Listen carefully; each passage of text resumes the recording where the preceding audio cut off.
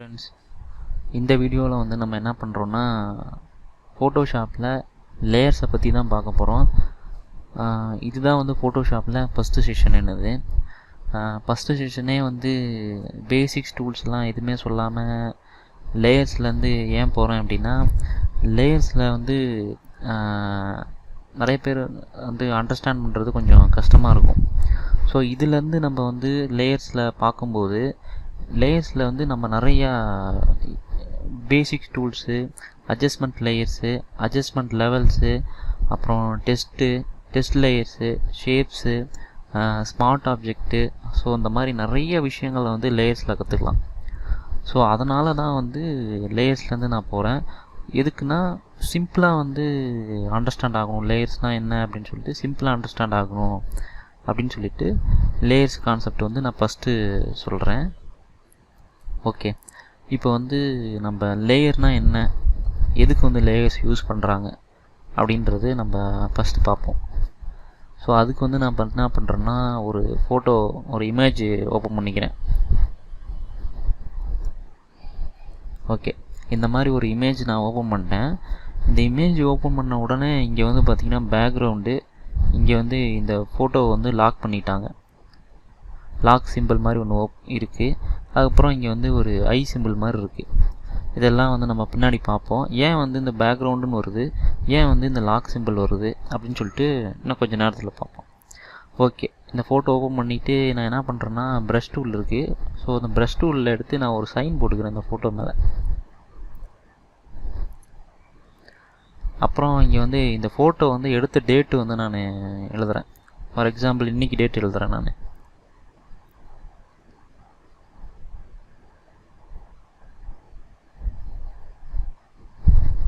Okay,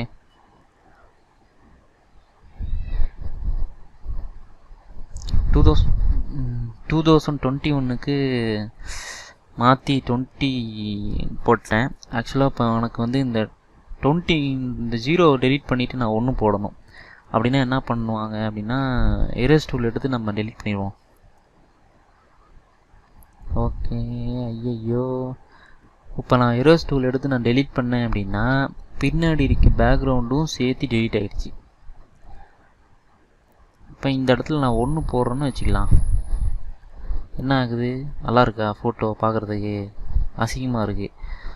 okay, எனக்கு இப்படி ஆகக்கூடாது, எனக்கு வெறும் இந்த டெஸ்ட்டு மட்டும்தான் போகணும், பேக்ரவுண்ட் அப்படியே தான் இருக்கணும் அப்படின்னா என்ன பண்ணுறது அப்படின்னு நீங்கள் கேட்டிங்கன்னா, ஃபஸ்ட்டு வந்து அன்டூ பண்ணிவிட்டு இந்த டெஸ்ட்லாம் ரிமூவ் பண்ணிக்கலாம்.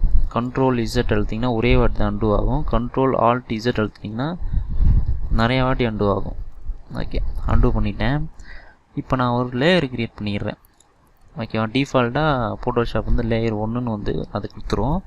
இப்போ நான் வந்து ப்ரஷ் டூலில் வச்சுருக்கேன், சைன் போட்டுக்கிறேன்.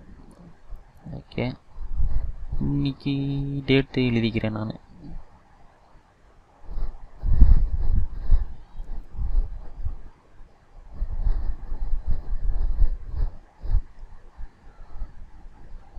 திரும்பவும் வந்து 2020னே எழுதி தொலைச்சிட்டேன். ஓகே, இப்போ நான் வந்து இந்த 0 அழிச்சிட்டு நான் வந்து 1 போடணும். ஓகே, இப்போ நான் 0 அழிக்கிறேன், ஒரு பிரச்சனையும் இல்லை. 0 அப்படியே நீட்டாக அழிஞ்சிட்டு ஈஸியாக என்னால் வந்து இங்கே 1 போட்டுற முடியும். ஓகேவா, சரி, ஓகே, இது ரொம்ப சிம்பிளாக தான் இருக்குது பார்க்குறதுக்கு. பட் ஏன் வந்து இதெல்லாம் பண்ணுறேன் அப்படின்னு பார்த்தீங்க அப்படின்னா, ஃபஸ்ட் ஆஃப் ஆல் இப்போ வந்து நீங்கள் ஒரு இமேஜின் பண்ணிக்கோங்க. இந்த ஃபோட்டோ வந்து உங்கள்கிட்ட வந்து பார்த்தீங்கன்னா, நீங்கள் இப்போ வந்து இந்த ஃபோட்டோ எடுத்து உங்கள் கையில் வச்சுருக்கீங்க, பிரிண்ட்டு போட்டு இந்த ஃபோட்டோவை வந்து உங்கள் கையில் வச்சுருக்கீங்க. ஓகேவா, ஓகே, பிரிண்ட்டு போட்டு உங்கள் கையில் இந்த ஃபோட்டோ இருக்குதுன்னு வச்சுக்கலாம். சரிங்களா, இப்போ நான் பண்ண மாதிரியே நீங்களும் என்ன பண்ணுறீங்க அப்படின்னா,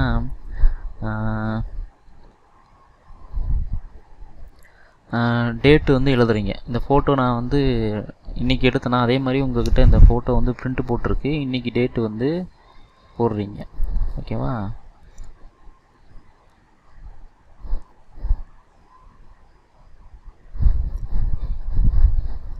இன்றைக்கி டேட்டு போடும்போது என்ன ஆயிடுச்சு, உங்களுக்கு 2021க்கு பதில் 2000ன்னு போட்டிங்க.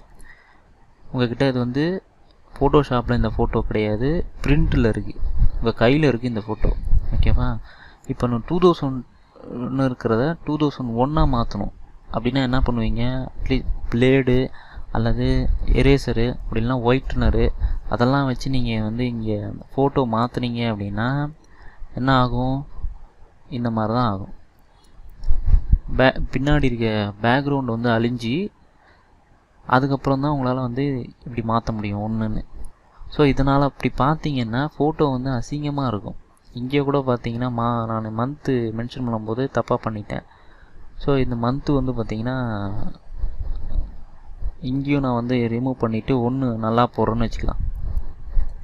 என்ன ஆகுது? ஃபோட்டோ பார்க்கவே நல்லா இல்லை, அசிங்கமாக இருக்குது ஃபோட்டோவே, வெள்ளை வெள்ளையாக. ஸோ அந்த மாதிரி நீங்கள் ஒரு ஹார்ட் காப்பியாக இந்த ஃபோட்டோ வச்சுருக்கீங்க.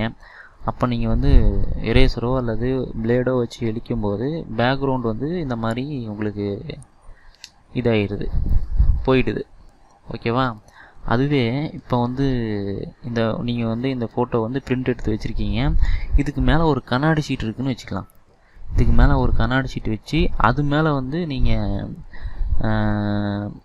டேட்டு எழுதுறீங்கன்னு வச்சுக்கலாம். அதாவது இந்த ஃபோட்டோவை வந்து ஒரு லேமினேஷன் மாதிரி பண்ணிட்டீங்க. அந்த லேமினேஷனில் மார்க்கர் வச்சு இந்த டேட் எழுதுறீங்க, இன்றைக்கி டேட்டு வந்து நான் எழுதுறீங்க. ஓகேவா? இப்போ அது பார்ப்போம். இதை வந்து அன்டூ பண்ணிடுவோம். டேட்டு ரிமூவ் பண்ணிட்டோம்ப்பா. இது வந்து உங்கள்கிட்ட இந்த ஃபோட்டோ வந்து உங்கள்கிட்ட ஒரு ஹார்ட் காப்பியாக இருக்குது.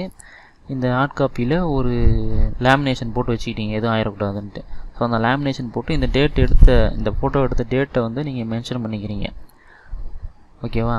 இப்போ அந்த மேலே இருக்க லேமினேஷன் இருக்குல்ல, அதாவது அந்த கண்ணாடி ஷீட்டு, அதுதான் வந்து லேயரு. ஓகேவா? இப்போ நான் வந்து டேட் எழுதுறேன்னு வச்சுக்கோங்களேன், என்ன ஆகும்னு பாருங்கள்.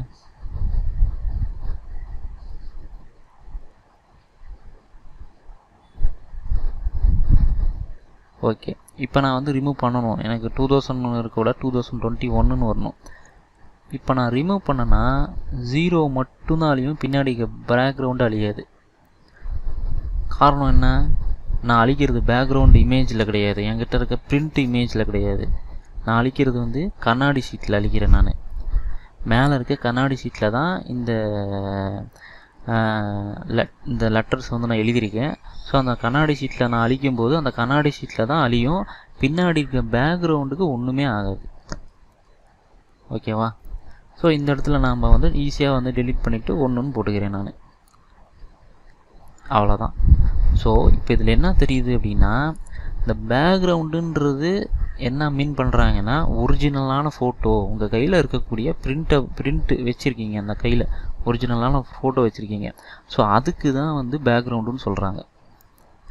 ஸோ அதை ஏன் லாக் பண்ணுறாங்கன்னா, எதுவும் ஆயிடக்கூடாது, அந்த ஒரிஜினல் இமேஜில் எதுவும் ஆயிடக்கூடாது, எந்த ஒரு இதுவும் ஆயிடக்கூடாதுன்னு சொல்லிட்டு உங்கள் லாக்கில் வச்சுருக்காங்க அவங்க. ஃபஸ்ட்டு ஓப்பன் பண்ணும்போது எதாவது ஆயிடக்கூடாதுன்னு சொல்லிவிட்டு அந்த மாதிரி லாக் போட்டு ஃபோட்டோஷாப் வந்து ஓப்பன் பண்ணுது. ஓகேவா?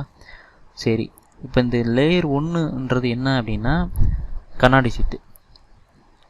நம்ம ஒரிஜினல் ஃபோட்டோவுக்கு மேலே வச்சுருந்தோம்ல கண்ணாடி ஷீட்டு அல்லது லேமினேஷனு. ஸோ அந்த கண்ணாடி ஷீட்டு தான் வந்து லேயர் 1ன்றது.